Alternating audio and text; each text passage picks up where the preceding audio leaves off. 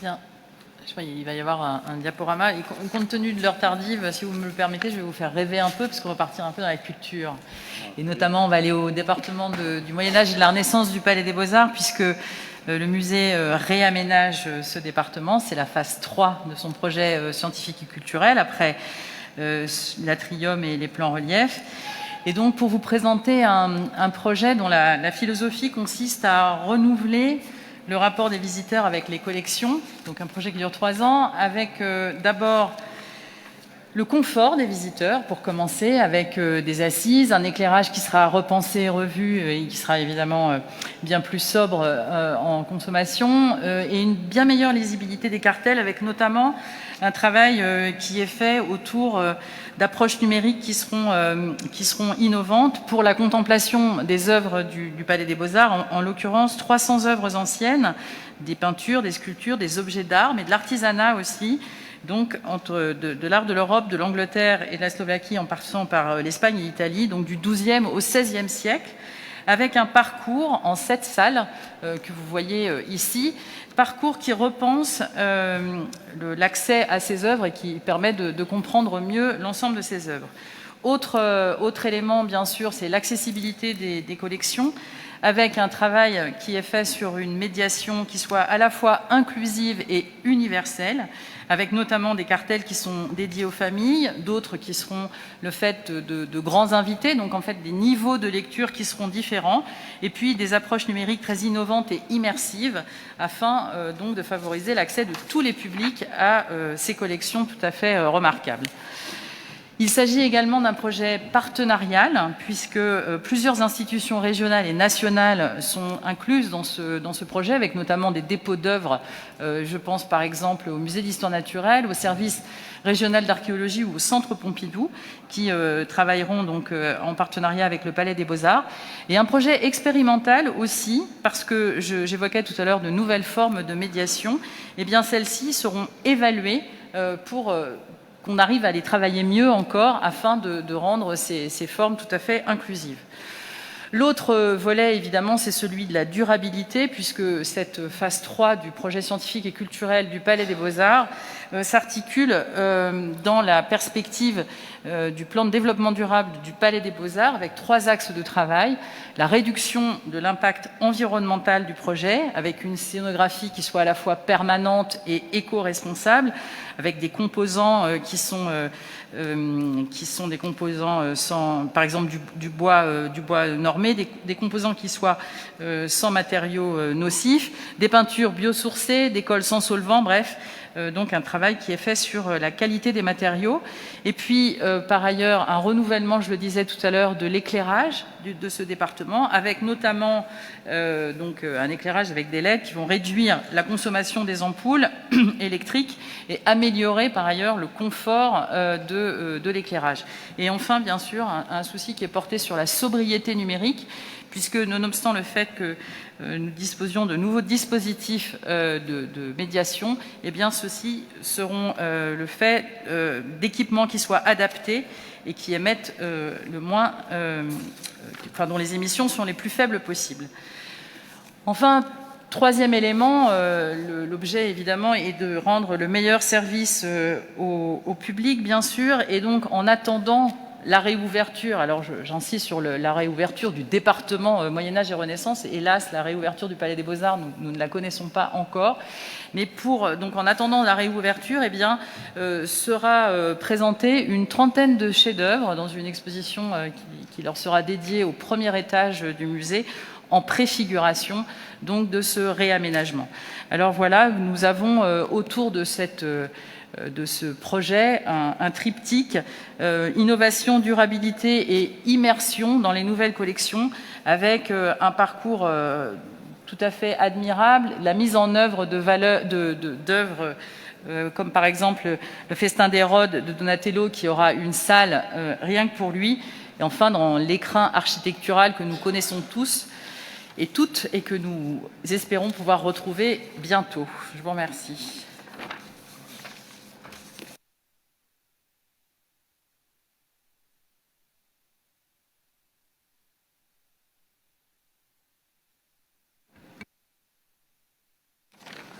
Deuxième communication que je tenais à vous faire, il s'agit, adossé à la délibération qui porte sur les subventions aux acteurs culturels, de vous expliquer quelle sera la philosophie de la ville et la programmation que nous imaginons pour Saint-Sauveur, avec donc une programmation collaborative, puisque vous le savez, donc la friche Saint-Sauveur qui est devenue donc ce site, cette gare Saint-Sauveur. Alors je tiens à préciser que ce sont des images d'archives. On regrette évidemment de ne plus pouvoir profiter de ce lieu, et je regrette de dire que ce sont des images d'archives désormais.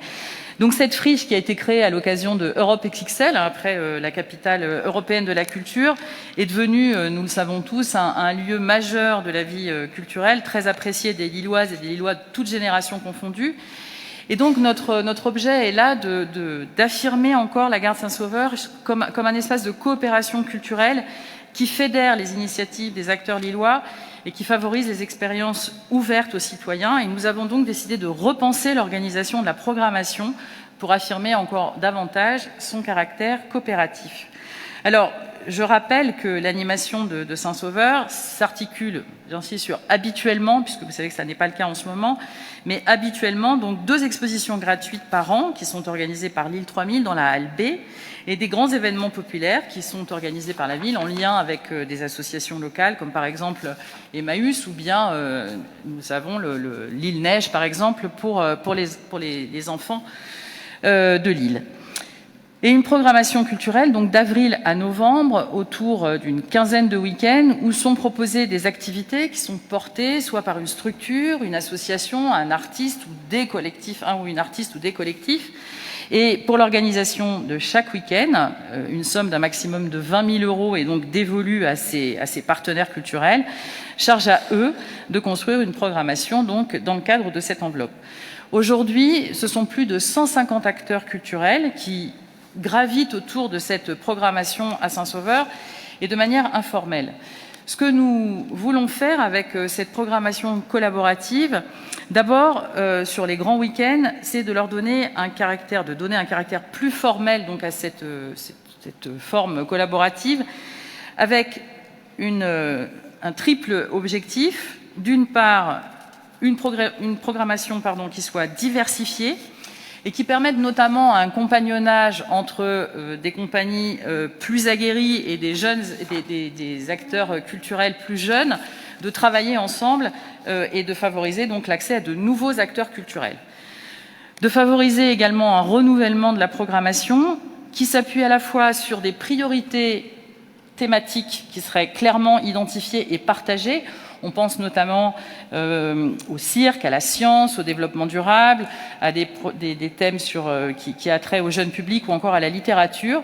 Et puis aussi des formats d'événements récurrents d'année en année qui permettent aux habitants de mieux identifier l'offre qui leur est proposée à Saint-Sauveur. Et enfin, de développer une programmation qui fasse encore davantage écho aux enjeux de société qui nous traversent, la diversité, la parité, l'inclusion, la jeunesse, etc.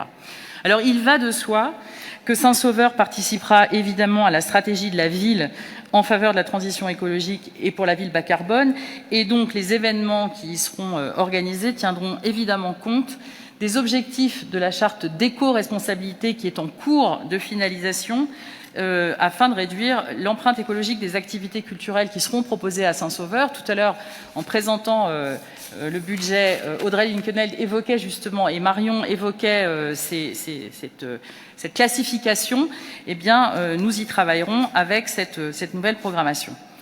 Sur la mise en œuvre, eh bien, ce sera assez simple, puisqu'elle s'appuiera sur un appel à projet pour la programmation des week-ends, donc autour des priorités thématiques que j'évoquais tout à l'heure, le développement durable, le cirque, la science, etc. Cet appel à projet sera diffusé largement aux acteurs culturels pour qu'ils puissent nous faire remonter leurs propositions.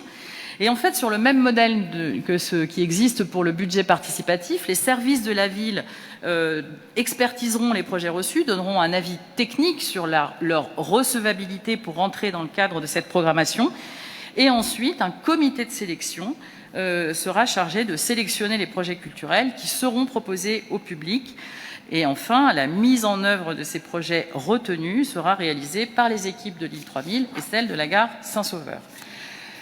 Alors pour la programmation 2021, en espérant que nous arrivions à programmer et à retrouver ce que nous apercevions tout à l'heure sur les photos, c'est-à-dire le plaisir de nous retrouver à Saint-Sauveur, eh bien nous allons nous appuyer sur des acteurs culturels représentatifs de différentes disciplines artistiques pour lancer cette dynamique avec des personnalités qui ont été choisies à la fois pour leur expertise, parce qu'on sait de ce qu'elles savent de la vie culturelle lilloise, mais aussi pour une vision qui est très large de la culture et qui ne se cantonne pas à leur propre activité. La présidence, donc en 2021, sera assurée par Arnaud Van Lancker, donc Nono, musicien et fondateur de la compagnie du Tirlaine. Je ne pense pas utile de le présenter.